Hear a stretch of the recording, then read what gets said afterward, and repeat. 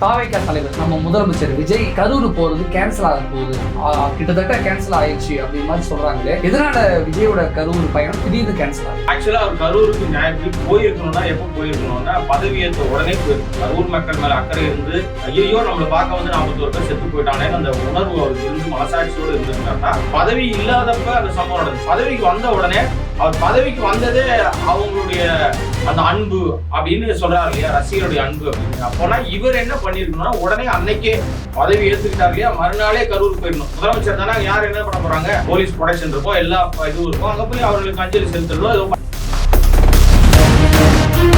கரூர் மக்களுக்கு இன்னமும் கோபம் அதிகரிக்கத்தானே செய்யும். ஏன்னா விஜய் வேண்டாம், விஜய் தார்மீக பொறுப்பு எடுக்கல அப்படிங்கிற ஒரு கோபம் கரூர் மக்களுக்கு இருந்துச்சா? விஷயம் என்னன்னா முழுக்க கரூர் மக்கள் விஜய் வேண்டாம் எங்களுக்கு, நாங்க செத்து உண்டப்பா அது ஓடி போனவரு 30 பேர் செத்து போயிட்டாங்கன்னு ஏர்போர்ட்ல கேட்கும்போது நின்று சொல்ல துப்பு கிடையாது. இது வந்து வெளிப்படையாக கரூர் மக்களை மிரட்டுகிற வேலையை செய்கிறார். அது ஒண்ணு. இரண்டாவது, எதிர்கட்சிகளை மிரட்டுகிற வேலையை செய்கிறார். அது ரெண்டு. மூணாவது, கரூர்ல இவர் போனார்னா, முதலமைச்சர் போனார்னா முடிக்க வேண்டிய ஒரு கணக்கு இருக்குன்னு சொல்லிட்டு இப்ப வெறிகுண்டு போலீஸ் ஒருத்தரை தேடிட்டு இருக்கு, செந்தில் பாலாஜி. அவரையே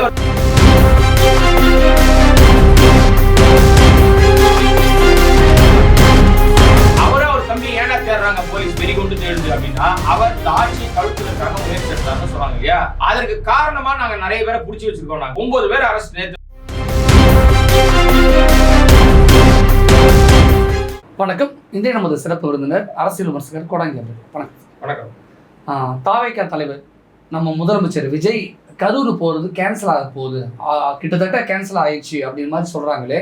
எதனால விஜயோட கரூர் பயணம் திடீர்னு கேன்சல் ஆகுது? ஆக்சுவலா அவர் கரூருக்கு ஞாயிற்று போயிருக்கணும்னா எப்போ போயிருக்கணும்னா பதவியேற்ற உடனே போயிருக்கணும். கரூர் மக்கள் மேல அக்கறை இருந்து ஐயோ நம்மளை பார்க்க வந்து 41 பேர் செத்து போயிட்டானேன்னு அந்த உணர்வு அவருக்கு இருந்து மனசாட்சியோடு இருந்திருந்தாருன்னா பதவி இல்லாதப்ப அந்த சம்பவம் நடந்துச்சு. பதவிக்கு வந்த உடனே அவர் பதவிக்கு வந்ததே அவங்களுடைய அந்த அன்பு அப்படின்னு சொல்றாரு இல்லையா, ரசிகருடைய அன்பு அப்படின்னு. அப்போனா இவர் என்ன பண்ணிருக்கணும்னா உடனே அன்னைக்கே பதவி ஏத்துக்கிட்டாரு இல்லையா, மறுநாளே கரூர் போயிடணும். முதலமைச்சர் தானே, யார் என்ன பண்ண போறாங்க, போலீஸ் ப்ரொடெக்ஷன் இருக்கும், எல்லா இதுவும் இருக்கும், அங்க போய் அவர்களுக்கு அஞ்சலி செலுத்துறதோ ஏதோ பண்ணியிருந்திருக்கலாம். ஆனா என்ன ஒரு பிரச்சனை இருக்கு அப்படின்னா, அவர் இப்ப ஏன் போகணும்னு பிளான் பண்ணாருன்னா இடைத்தேர்தல் வரப்போகுது. இது தேர்தல் பிரச்சாரத்துக்கு தானே போறாரு. இவர் ஒன்றும் அந்த மக்கள் மேல அன்போட அக்கறையோட எல்லாம் போல. அதெல்லாம் ஏதாவது சொன்னா நம்ப வேண்டாம், அதெல்லாம் பூரா டுபாக்கூர் ஏமாத்து வேலை. அதெல்லாம் அவர் அங்க போவதே இடைத்தேர்தல் எப்படியாவது ஜெயிக்கணும். ஏன்னா கரூர் மக்கள் மிக தெளிவானவர்கள். ஏன்னா கரூர் மக்களை நான் ரொம்ப அவங்கள வந்து ரொம்ப மரியாதையோடு நான் பேசணும்னு நினைக்கிறேன். ஏன்னா குறிப்பா கரூர் மக்கள் இந்த தேர்தலை பொறுத்த வரைக்கும் எல்லா இடங்களிலும் விசில் சத்தம் கிடைச்சு. ஆனா கரூர் மக்கள் விசில 3வது இடத்துக்கு தள்ளி விட்டாங்க, அங்க வரல. ஏன்னா அங்க ஜெயிச்சது வந்து திமுகவும் கிடையாது, விசிலும் கிடையாது, அதிமுக தான் ஜெயிக்குது, இரட்டலை தான் அங்க ஜெயிக்குது. அப்ப மக்கள் வந்து புறக்கணிச்ச இடம் அது. விசில புறக்கணிச்ச இடத்துக்கு இவர் ஏன் திரும்பி போறாருன்னா ஒரே நோக்கம், அந்த இடத்த நம்ம கைப்பற்றணும். ரெட்டலை ஜெயிச்ச பிறகு அந்த எம்எல்ஏவை வேலை கொடுத்து வாங்கிட்டார். இப்ப அவர் ரிசைன் பண்ணிட்டு இங்க வந்து சேர்ந்துட்டாரு. அப்ப கரூர் மக்களுக்கு இன்னமும் கோபம் அதிகரிக்கத்தானே செய்யும். ஏன்னா விஜய் வேண்டாம், விஜய் தார்மீக பொறுப்பு எடுக்கல அப்படிங்கிற ஒரு கோபம் கரூர் மக்களுக்கு இருந்துச்சா? ஆமா, இருந்ததுனாலதான் அந்த தோல்வியே அவருக்கு வந்தது. இப்ப எல்லா பக்கமும் வந்து உங்களுக்கு விசில் சத்தம் கேக்குது. ஒரு சில மாவட்டங்கள்ல விசில் சுத்தமாவே இல்லை. 8 மாவட்டங்கள்ல ஒரு தொகுதியோட ஜெயிக்கல. இப்ப கரூரை சுத்தி இருக்கிற 4 தொகுதி இருக்கு, அந்த இடத்தை சுத்தி அந்த 4 தொகுதியில ஒரு தொகுதியில தான் இவங்க ஜெயிச்சிருக்காங்க. அதுவும் கரூருக்கு சம்பந்தமே இல்லாத தொகுதி. மீதி இருக்கிற எல்லாத்தையும் 2 தொகுதி அதிமுக, ஒரு தொகுதி திமுக ஜெயிச்சிருக்கு. அப்ப உங்க செல்வாக்கு அங்க எடுபடல இல்ல. அப்ப கரூர் மக்களுக்கு விஜய் மீது ஒரு கோபம் இருக்கா சார்? அப்ப வந்து கரூர் மக்களுக்கு இருந்திருக்குது, இப்ப தமிழ்நாடு முழுக்க இருக்குது. இவருடைய அந்த 55 நாள் செயல்பாடு கரூர் விஷயத்தையே பேசுவோம். இல்ல சொல்றேன், நீங்க கோவம்ன்றனால நான் அடிக்கொடுறேன். நான் வெளியில போல, அவுட் ஆஃப் த கோர்ட்ல தான் நான் வந்து இருக்கணும்னு நினைக்கிறேன். வெளியே போக மாட்டேன், கவலைப்படாதீங்க. விஷயம் என்னன்னா முழுக்க கரூர் மக்கள் விஜய் வேண்டாம் எங்களுக்கு, நாங்க செத்து உண்டப்பா அது ஓடி போனவரு 30 பேர் செத்து போயிட்டாங்கன்னு ஏர்போர்ட்ல கேட்கும்போது நின்று சொல்ல துப்பு கிடையாது, தைரியம் இல்லாதவர். 47 பேர் அப்ப அந்த ஏர்போர்ட்ல கேக்குறாங்க பத்திரிகையாளர், சார் 30 பேர் செத்து போயிட்டாங்க சார் கேட்கும்போது வேகமா ஓடினவரு. அதுக்கப்புறம் அந்த பலி எண்ணிக்கை உயர்ந்துருச்சு, 41 ஆயிடுச்சு. மறுநாளே இவர் வந்து என்ன பண்ணிருக்கணும், அடுத்த நாளோ மறுநாளோ இவர் போயிருந்திருக்கணும். ஒரு தலைவன் தானங்க செய்யணும். 30 நாள் தாய்மறை வாழ்க்கை வாழ்ந்தார். அப்புறம் என்ன பிடிக்காதீங்க, நான் என்ன பிடிக்கிறதா என் வீட்டுக்கு வாங்க, ஆபீஸ்க்கு வாங்க, மக்கள் மேல கை வைக்காதீங்கன்னாரு. நீ என்ன பண்ணி கிழிச்சிட்டாரு இவரு? இப்போ முதலமைச்சராக ஆயிட்டாரு. இது முழுக்க முழுக்க வியாபாரத்துக்காக நடத்தப்படுகிற ஒரு கட்சி. இது வந்து அரசியலுக்கு மக்களுக்காக. ஏன் இந்த கடுமையான விமர்சனம் சார்? வெளிப்படையா அவங்க கட்சியை சேர்ந்த ஒரு பெண், ஞான சௌந்தரின்னு ஒரு பெண், அவங்க ஒரு புகார் கொடுத்திருக்காங்க. அவங்க தாவேக்கால வழக்கறிஞர் பிரிவுல இருக்காங்க. நீங்க எல்லா கட்சியிலுமே ஆளுங்கட்சியா வரவர்கள் இந்த அரசு வக்கீல்களா நியமிக்கிற இருக்கு இல்லையா, பப்ளிக் ப்ராசிக்யூட்டர்ஸ் போடுவாங்க இல்லையா, இந்த பிபி போடுறது, இந்த மாதிரி இடங்கள் எல்லாம் மாவட்ட நிர்வாகத்தெல்லாம் கட்சி சார்பான ஆட்கள் போடுவாங்க. கொஞ்சம் நியாயமா இருக்கிற ஆட்கள் போடுவாங்க. அப்பதான் அந்த கேஸ் நடத்துறது, வைக்கிறது, போறது இருக்கும். ஆனால் தாவேக்கால அந்த விஷயத்துல கூட உங்களுக்கு பாத்தீங்கன்னா 3 லட்சத்துல இருந்து 30 லட்சம் வரை வாங்கியிருக்காங்கன்னு நான் சொல்லல, அந்த லேடி சொல்றாங்க. அந்த அவங்க பெண் வக்கீல் அந்த சங்கத்துல இருக்காங்க, அவங்க வழக்கறிஞரா அவங்க பதவிக்காக வெயிட் பண்றாங்க. சிபாரிசு கொடுத்து பதவி வாங்கியிருக்காங்க பல பேர். இந்த பதவிக்கு சிபாரிசு எல்லாம் செல்லாது. ஒரு மாவட்ட செயலர் சிபாரிசு கிடைத்தது வெளியில வருது. 3 லட்சத்துல 30 லட்சம், கிட்டத்தட்ட 100ல இருந்து 120 கோடி ரூபாய் ஊழல். எவ்வளவு பெரிய மெகா ஊழல். அப்ப தூய சக்தி வாய் திறக்கணுமா, திறக்க வேணாமா? இது நேரடியா குற்றம் யாரை சாட்டுறாங்க? புசி ஆனந்த் தான் இதுக்கு பொறுப்பாளர். சட்டத்துறை அமைச்சர் யார்? சட்டத்துறை அமைச்சர் சிடி நிர்மல்குமார். ஷேடோ சிஎம்ல அவர் ஒரு ஆள். ஒரு 4-5 ஷேடோ சிஎம் இருக்காங்க. இவங்க எல்லாம் பேசிட்டே இருப்பாங்க, பேச வேண்டிய சிஎம் பேச மாட்டார். அப்ப அந்த துறையில இவ்வளவு ஊழல் நடந்திருக்கு, அது வாய் திறக்கவே இல்லை. அது மாதிரி ஏராளமான பிரச்சனைகள் இருக்கு, அதையெல்லாம் பேசுவதற்கு இல்ல. இதெல்லாம் விட்டுட்டு பழிவாங்கிற உணர்ச்சியாக நம்ம ஆதவர்ஜுனா இன்னொரு அமைச்சர் இருக்கார் இல்லையா, அவர் ஒரு நிழல் முதல்வர், ஷேடோ சிஎம். ஏன் அப்படி சொல்றீங்க சார்? நிர்வாகம் பூராவே எந்த கேள்வி கேட்டாலும் பதில் சொல்றவர் அவர் தாங்க சொல்றாரு. காவல்துறை கேட்டா அவர் பதில் சொல்லுவாரு, மின்சாரத்துறை கேட்டா அவர் பதில் சொல்லுவாரு, வேற எந்த துறை கேட்டாலும் பதில் சொல்லுவாரு. முதலமைச்சர் பேசலாம் எல்லாத்துக்கும். ஒரு பொறுப்பு அமைச்சர், ஒரு துறை அமைச்சர் அந்த துறையை பத்தி தான் பேசணும். அடுத்த துறைகள் மூக்கு நுழைக்கக்கூடாது. அவர் எல்லாத்துக்கும் முந்திரி கொட்ட மாதிரி வராருன்னா அப்புறம் அவர் யாரு? எல்லாரும் அவர் அப்படிதான் சொல்றாங்க. ஷேடோ சிஎம் இவர் தான் வந்து நிழல் முதலமைச்சர், அவர் முதலமைச்சர், இவர் முதல் போட்ட அமைச்சர்ன்றாங்க. அப்படின்னு என்ன அர்த்தம்னா பணம் போட்டு அந்த கட்சியை நடத்திருக்காருன்னு அர்த்தம். கரூர் விஷயத்துல அப்படின்னா அவர் பேசினாரு. அது ஏன்? அதுதான் சொல்ல வந்த. அதுதான் கரூர் விஷயத்துல ஏற்கனவே இன்று வரை, இன்னைக்கு நீங்களும் நானும் பேசிட்டு இருக்க இந்த நிமிஷம் வரைக்கும் கரூர்ல ஒரே ஒரு எஃப்ஐஆர் தான் இருக்கு. அந்த ஒரு எஃப்ஐஆர்ல குற்றம் சாட்டப்பட்டவர்கள் அனைவருமே தாவேக்காவை சேர்ந்தவர் தான்.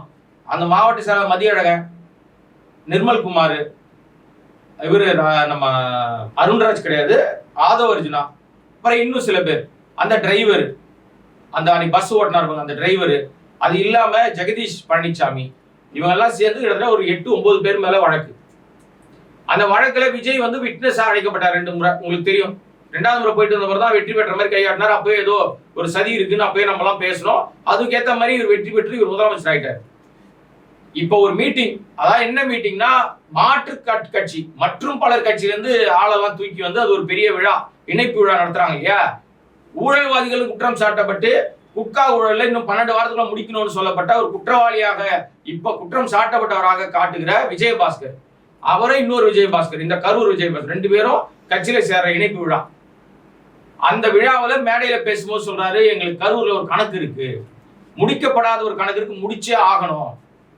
கரூர்ல உங்க பையன் உதயநிதி ஸ்டாலினுக்காக நீங்க கரூர்ல போலீஸ்காரங்களை வச்சு 41 பேர்களை கொன்னீங்களே அப்படின்னு ஒரு அமைச்சர் பேசியிருக்காரு. போலீஸ்காரங்களை வச்சு கொன்னீங்க அப்படின்னா போலீஸ்காரங்க 41 பேரை கொன்னுட்டாங்கன்னு அர்த்தமா? அவர் அப்படிதாங்க பேசினார். நான் சொல்ல அர்த்தமா? ஆதவர்ஜுனா பேசினது அதான் அர்த்தமா? அப்படிதான் எடுத்துக்க முடியும். பகிரங்கமா சவால் விடுறாருல, அர்த்தமா? முடிக்க வேண்டிய கணக்கு ஒண்ணு இருக்கு, முடிக்காம விட மாட்டோம். உங்க பையன் அரசியல் வளர்ச்சிக்காக எங்களை தொட்டுட்டீங்கல்ல, எங்களுடைய குடும்பத்தை சேர்ந்த 41 பேரை போலீஸ்காரங்களை வச்சு கொன்னீங்கல்லன்னாரு. அப்ப என்ன அர்த்தம்? நான் அப்படி புரிஞ்சுக்கிறேன். நீங்க என்ன விட மூத்த ஊடகவியாளர், நீங்க சொல்லுங்க ஆதவ் என்ன சொன்னாருன்னு. அதை எப்படி புரிஞ்சுப்பாங்க மக்கள்? ஆதவர்ஜுனா இப்படி சர்ச்சைக்குரிய வகையில போலீஸே இப்படி பண்ணிட்டாங்க அப்படின்னு பேசியிருக்காரு. போலீஸ கொலகாரன்னு பேசுறாரு, வெளிப்படையா அப்படிதான் பேசணும். அதை எப்படி மாத்தி பேசுறது? இப்ப போலீஸ் கோவப்பட முடியுமா? இப்ப என் மேல போலீஸ் ஏன் கோவப்படுது? நான் என்ன சொன்னேன்? நானா பேசுறேன்? பேசுறது அமைச்சர் ஆதவ் எல்லா ஊடகங்கள்லயும் வந்திருக்கு, லைவ் டெலிகாஸ்ட் பண்ணிருக்காங்க, ரெக்கார்டட் வாய்ஸ் கிடையாது. நான் பேசுறத மாத்தி போட்டாங்க, திருச்சி போட்டாங்க, திருச்செந்தூர் போட்டாங்க, ஈரோடு போட்டாங்கன்னு போய் சொல்ல முடியாது. சார், இந்த விஷயத்த எப்படி அமைச்சர் ஆதவர்ஜுனா அமைச்சரா இருந்து பேசியிருக்காரு, எப்படி இந்த விஷயத்த திமுக கேஸ் கொடுக்க முடியும் கரூர் விஷயத்துல? சார், இது வந்து வெளிப்படையாக கரூர் மக்களை மிரட்டுகிற வேலையை செய்கிறார் ஆதவ் 1. 2வது எதிர்கட்சிகளை மிரட்டுகிற வேலையை செய்கிறார் ஆதவ் 2. 3வது கரூர்ல இவர் போனார்னா, முதலமைச்சர் போனார்னா முடிக்க வேண்டிய ஒரு கணக்கு இருக்குன்னு சொல்லிட்டு இப்ப வெறிகுண்டு போலீஸ் ஒருத்தரை தேடிட்டு இருக்கு, செந்தில் பாலாஜி, அவரையே ஒரு தம்பியும். அவர் தம்பி ஏன்டா தேடுறாங்க போலீஸ் வெறி கொண்டு தேடுது அப்படின்னா, அவர் இந்த ஆட்சியை கவிழ்ப்பதற்காக முயற்சி எடுத்தாருன்னு சொன்னாங்க இல்லையா? அதற்கு காரணமா நாங்க நிறைய பேரை பிடிச்சி வச்சிருக்கோம். நாங்க 9 பேர் அரெஸ்ட் நேற்று வரைக்கும். அதுல பிரதானமான சூத்திரதாரி குற்றவாளியாக சொல்லப்படுகிற திருநாவுக்கரசு, அவர் நம்மளை போல ஒரு ஊடகத்தை சேர்ந்தவர், அதாவதுனா யூடியூப், அப்புறம் கருத்து கணிப்பெல்லாம் நடத்துவார். அவரோட சேர்ந்து இன்னொருத்தர் அரெஸ்ட் ஆயிருக்காரு. அவர் யாருன்னா ராஜேஷ் ஒருத்தர். அவர் தினமுகம் அப்படின்னு ஒரு ஃபோர்ட்நைட்லி புத்தகம் நடத்துறாரு. மாசத்துக்கு 2 முறை புக் வரும். அந்த புக்கு அவர் வீடு அஸ்தினாபுரத்தில் இருக்கு. அவரை ராத்திரியில கூட்டு போறாங்க. 2:30 மணிக்கு போய் போலீஸ் கூட்டு போகுது அவரை.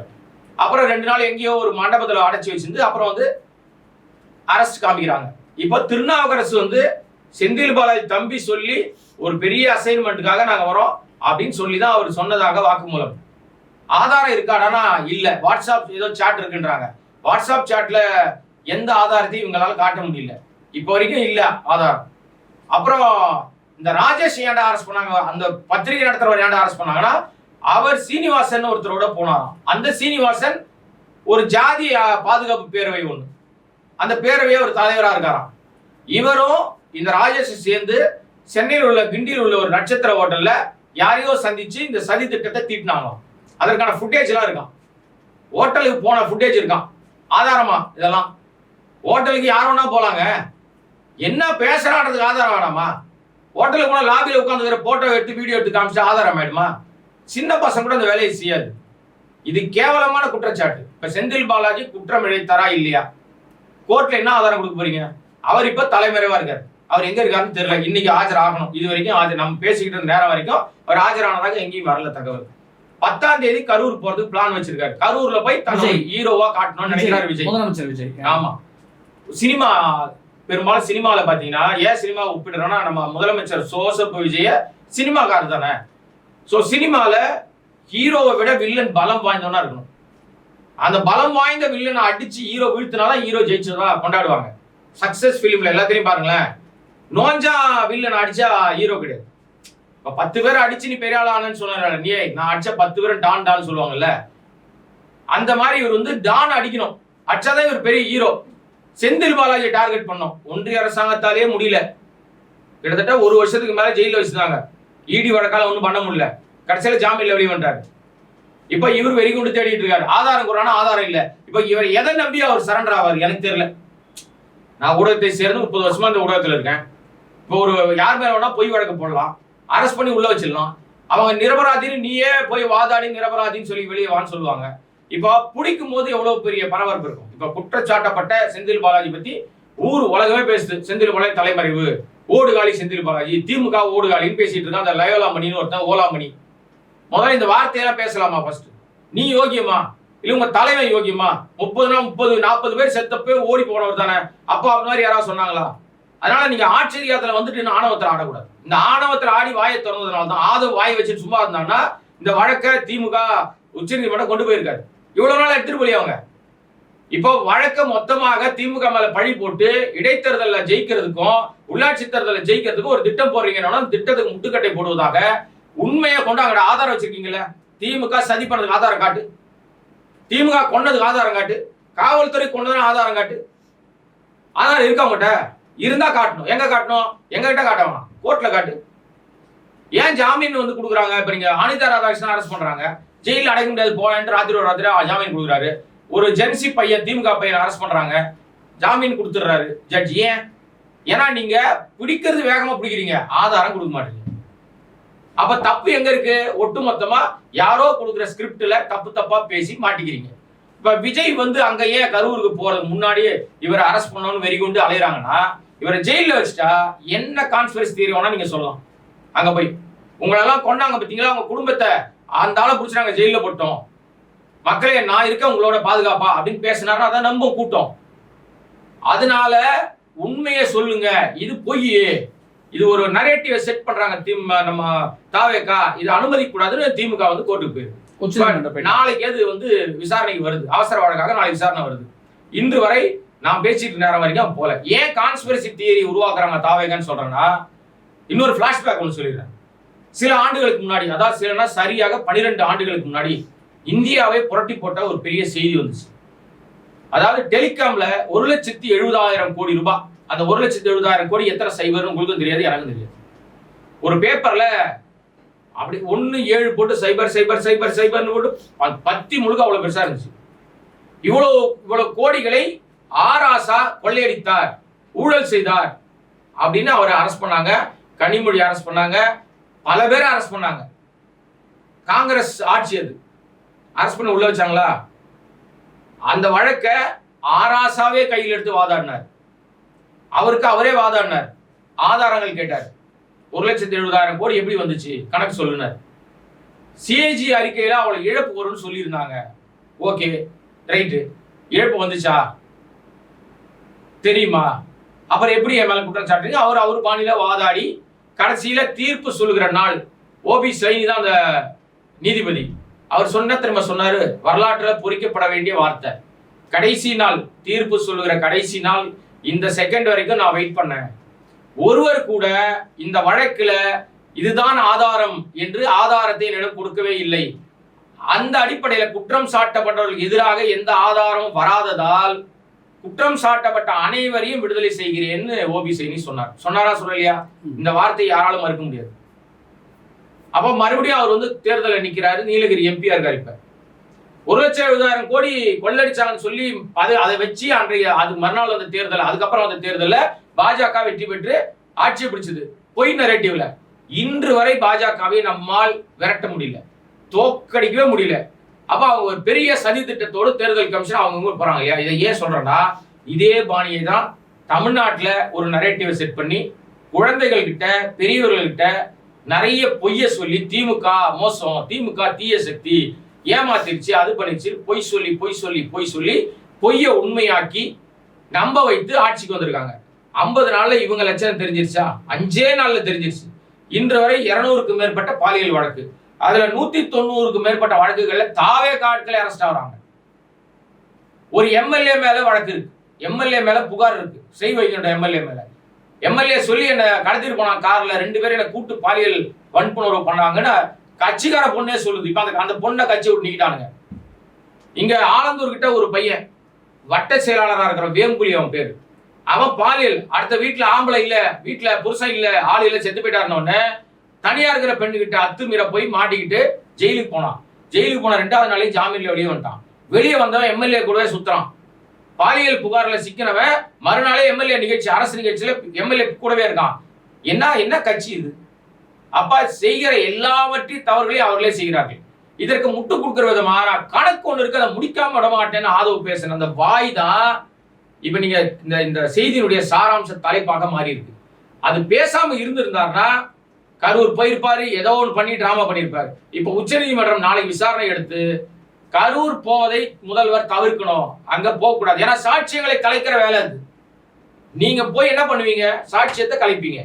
அப்ப அவங்க சாட்சி சொல்ல வரமாட்டாங்க. அதிகாரத்துல இருக்கீங்க, முதலமைச்சர் பவர் இருக்கு, எதிராக சாட்சியில் வருவானா? அப்ப சாட்சியங்களை கலைக்கிற வேலையை முதலமைச்சர் செய்வார். அதனால அங்க போக கூடாதுன்னு சொல்லி திமுக போட்ட பிரேயருக்கு தீர்ப்பு என்ன வருதுன்னு நாளைக்கு பார்க்கலாம்.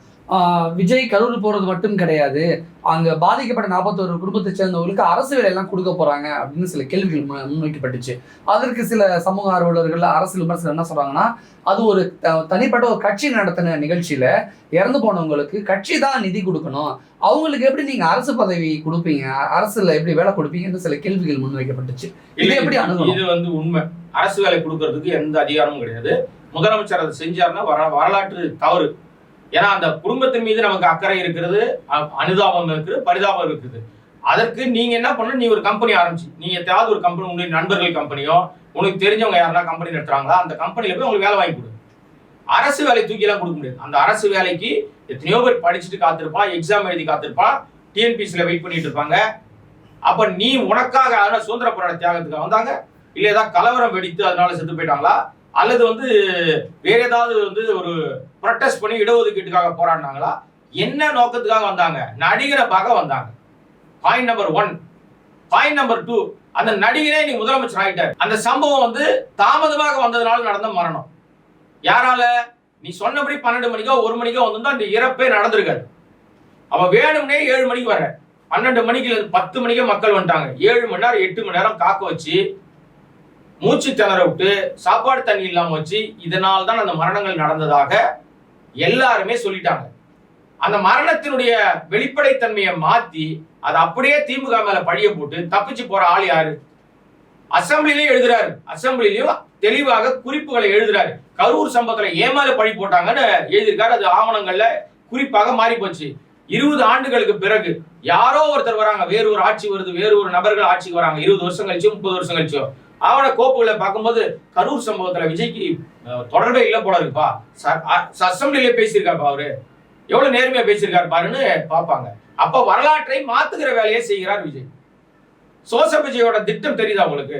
அப்ப அவர் அயோக்கியத்தனமான ஒரு விஷயத்தை செய்யறாரு, தவறு என்று சுட்டிக்காட்ட வேண்டிய பலரும் சுட்டிக்காட்டும் போது எடுத்துக்கொள்வதில்லை. இப்ப கரூருக்கு இவர் போறதுனால என்ன நன்மை? இவருக்கு நன்மை. இவர் மைலேஜ், அரசு பொலிட்டிக்கல் மைலேஜ்க்காக போறாரு. சரி, இப்ப கரூர்ல ஜெயிச்ச எம்எல்ஏ விஜயபாஸ்கர் பதவியை ராஜினாமா பண்ணிட்டு அதிமுக கட்சிகளை தாவக்கலை சேர்ந்திருக்காரு. மீண்டும் அவரே போட்டிட்டா கரூர் மக்களை ஏற்றுக்கொள்வார்களா, புறக்கணிக்க மாட்டார்களா? எனக்கு தெரிந்து இடைத்தேர்தலில் திருச்சி கிழக்கு உட்பட இருக்கிற 7 தொகுதி இப்ப வரைக்கும் இன்னும் அது டைம் எடுக்கும் போல இருக்கு. இன்னும் பல பேர் ராஜினாமா காத்திருக்காங்க. இன்னும் 5 பேர் ராஜினாமா பண்ண போறதா சொல்றாங்க. 5 பேர் 10 பேர் தெரியல நமக்கு. எவ்வளவு பேருக்கு சோபா கொடுத்திருக்காங்க, எவ்வளவு பேருக்கு என்ன கொடுத்திருக்காங்க நமக்கு தெரியாது இல்ல. அப்படியே அவர்களுக்கு வாய்ப்புகள் கொடுக்கப்பட்டால், நான் ஒரு பத்திரிகையாளனாக நான் அந்த தொகுதி மக்கள், இடைத்தொகுதி மக்களுக்கு நான் கொடுக்கிற வேண்டுகோள் என்னன்னா, தயவு செய்து நீங்கள் யாரை வெற்றி பெற வைத்து அவர்கள் உங்கள் பேச்சை கேட்காம மதிக்காம உங்களை மதிக்காம ரிசைன்மெண்ட் போனவங்க மீண்டும் வேறு முகமூடியோடு வந்தால், எனக்கு முன்னாடி நின்னதெல்லாம் ரெட்டலையில் நின்னாங்க, இப்போ விஜயனுடைய விசில் சின்னத்தில் நிற்பாங்க, அவர்களை டெபாசிட் இழக்க செய்யுங்கள் என்பதுதான் என்னுடைய பத்திரிகையான என்னுடைய தனிப்பட்ட கோரிக்கை. ஏன்னா அவங்களுக்கு ஜனநாயகத்தின் மீது நம்பிக்கை இல்லை, வாக்களித்த மக்களை மதிக்கல. நீங்க சார்ந்திருக்கிற கட்சி இத்தனை ஆண்டு காலம் உங்களை அடையாளம் கொடுத்த கட்சிக்கு துரோகம் பண்ணிவிட்டு அடுத்த செகண்ட் பதவிக்காகவும் தன்னிடம் பணத்தை காப்பாத்திக்கிறதுக்காகவும் காசு கிடைக்குது என்பதற்காகவும் கட்சி மாதிரி தாவி ஓடுறீங்களே, வெக்கம் இல்லையா உங்களுக்கு, மானம் இல்லையா உங்களுக்கு? நீங்க எல்லாம் சாப்பாட்டுல உப்பு போட்டு சாப்பிடுறீங்களான்னு கேட்கிறேன். இது என்னுடைய கருத்து. ரொம்ப கடுமையான விஷயங்களை முன் வச்சிருக்கீங்க. இடைத்தேர்தல் நடக்க போற 7 தொகுதி இது வரைக்கும் காலி, மொத்தம் 12 தொகுதிக்கு இடைத்தேர்தல் நடக்க போகுதுன்னு சொல்றாங்க. அந்த 12 தொகுதி மக்களும் இடைத்தேர்தலில் எப்படிப்பட்ட முடிவு எடுக்கிறார்கள்? விஜய் பக்கம் சாய்கிறார்களா அல்லது வேறு எந்த கட்சி பக்கம் சாய்கிறார்கள் அப்படிங்கிற பொறுத்து வந்து பார்க்கலாம். கடுமையான விஷயங்கள் முன் வச்சிருக்கீங்க. அந்த மக்களுக்கு உங்களுடைய கருத்துக்கள் புரியுதா, போய் சென்று சேருதா அப்படின்னு நம்ம பார்க்கலாம். நன்றி.